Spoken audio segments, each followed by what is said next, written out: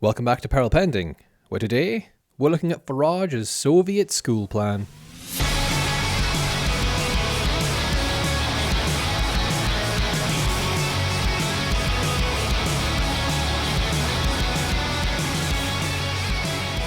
Yes, it seems Farage will talk all sorts of tripe. I imagine it's an attempt to distract from that 5 million gift, which we've heard all but crickets. So instead, he's writing garbage policy after garbage policy, and today we're going to look at one of those policies. It's from Schools Week by Jessica Hill. Farage, I'll appoint political enforcers to stop schools promoting diversity. Let's get into it. Following the riots that took place in Belfast and Southampton amid growing racial tensions, Reform UK's leader, Nigel Farage, published an essay titled "Britain is a two-tier state against white people." Yes, that's what he was doing instead of answering questions about his £5 million donation. Perhaps the £9 million donation. Who knows? He seems to be really scared by all that. But thankfully the internet's here, and so is the Peril Pending lot. And we're going to keep that at the forefront of everyone's minds. The article continues. In the essay, he took aim at what he called the toxic ideology of diversity, equity, and inclusion, or DEI, and claimed every section of the state has been ideologically compromised. No, you're just a racist cunt, and that's what caused the riots.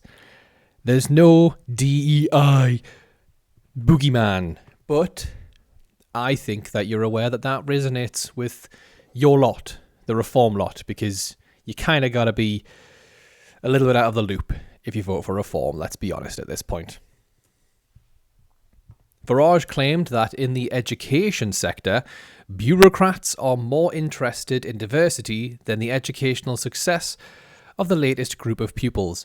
Man, he loves pulling that bureaucrats one out, doesn't he? He did the same thing when it was about the EU, all while having Zia Yusuf, an unelected bureaucrat, take up the position of what he calls the Shadow Home Secretary in Reform, which is literally impossible to hold because 1, you're not in opposition, so you can't be the shadow anything, and 2, Zia Yusuf was not elected by anybody, so how could he hold any kind of political position? It's almost like he's an unelected bureaucrat, one of these ones that Farage isn't a big fan of apparently. Under a Reform UK government, Farage said that national and local government bodies would be prohibited from engaging in or promoting DEI. He doesn't really explain what engaging in means, though.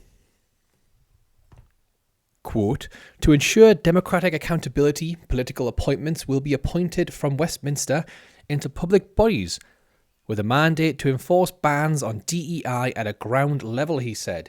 So this is why I think it's a garbage policy, because this is ludicrous. This is ridiculous. How on earth would you enforce this? Is he going to create some kind of political police force that he's going to have posted in schools? And what? They're going to slam their truncheon against the desk if the teacher dares talk about something that's mandated as diversity by the great leader? Ridiculous. This is a smokescreen to distract from the fact that he's being bribed by foreign billionaires. When asked whether by public bodies Reform UK includes state-funded education bodies such as schools and colleges, a spokesperson for the party responded, "Yes, under a Reform government, the progress indoctrination of our children will end." It's a bit rich talking about indoctrination when this is Reform talking. You know, the party that has zero actual policies, it's all ideologically driven. Like, there's no talk here about how this is actually going to help school kids. It's just that we want to stop them from learning about diversity. Schools will only commemorate accepted civic events, such as St. George's Day / other national days or D-Day. Yeah, something tells me they haven't really thought about this very much. So we're going to be able to celebrate, children are going to be able to celebrate St. George's Day or D-Day. Yeah, good one there, Reform. Nice one. Farage also spoke of the curriculum changes he wants to usher in. He said that his government would, quote, end the ideological capture of our classrooms and ensure that every pupil in England receives a balanced and patriotic education. You know, that sounds very North Korean, doesn't it? I'll decide what balanced means, and you will have a patriotic education. What is a patriotic education, mate? That sounds, once again, like you're just trying to use buzzwords to rile your supporters up instead of actually looking at how you could improve education for children. But, I mean, this is Nigel Farage and Reform UK we're talking about. Surely they wouldn't be using children to try and get into power for ideological reasons. Surely they actually care. Every school would be required to fly the Union flag, honour St. George's Day in England, and mount an official portrait of the king in a visible communal space.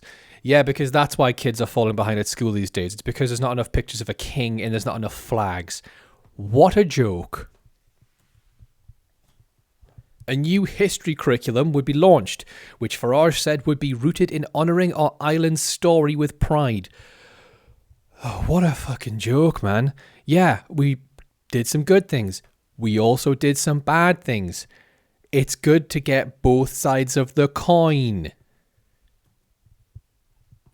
There would also be no public funding for research or courses attempting to decolonise the curriculum. And once again, it will not surprise you that he does not go into further detail as to what decolonise the curriculum means. But I think we can all get the gist. Farage also said pupils should not be forced to celebrate Black History Month, Pride Month, and Refugee Week. Well, here's some news flash. I guess you can tick that one off the board there, Farage boy, because children are not forced to celebrate anything. It's just if the school is celebrating it, they can partake in it. They don't have to, unless things have changed since I was a child. Pepe de Lacio, General Secretary of the Association of School and College Leaders, said it was ridiculous to suggest, as Farage had, that schools and college classrooms had been ideologically captured. We completely refute Nigel Farage's characterisation. Schools and colleges do endeavour to make pupils of all backgrounds feel welcome and supported, and they promote respect and tolerance. These are values which we believe are integral to a peaceful and harmonious society. Mr. Farage's plan to appoint political commissaires to enforce bans on certain events and celebrations in schools and colleges sounds a little like something that could have come out of the Soviet Union.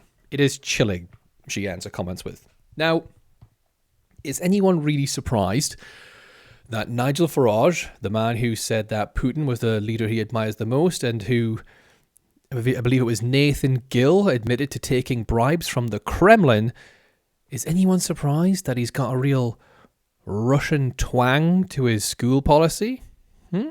It's, it's almost like he maybe wants to bring some of that over here. But you notice something in all of this here, the full article is down below. Give it a read if you want. But you notice something. There's no actual policy. There's no actual statistics. There's no actual concern for children and for the declining reading rate and everything else like that. It's all, we're going to decolonize the curriculum, we're going to put up flags, and we're going to put up pictures of the king. There's nothing here. There's no research-based improvements. It's all ideological. And he's using the real issue that young white boys are facing in school and education, he's using that as a cloak for his pathetic ideas. He doesn't care about children. He doesn't care about you. He doesn't care about me. All he wants to do is rile people up so they'll get angry and potentially end up voting for reform, believing the lies. But don't believe the lies. Ask the questions. Why aren't you answering them, Farage? Why is it always crickets whenever someone asks a very relevant question like, Why are so many of your MPs close to Russia? Why are you close to Russia? Why are you continually accepting multiple billions and millions from foreign voices, we'll call them?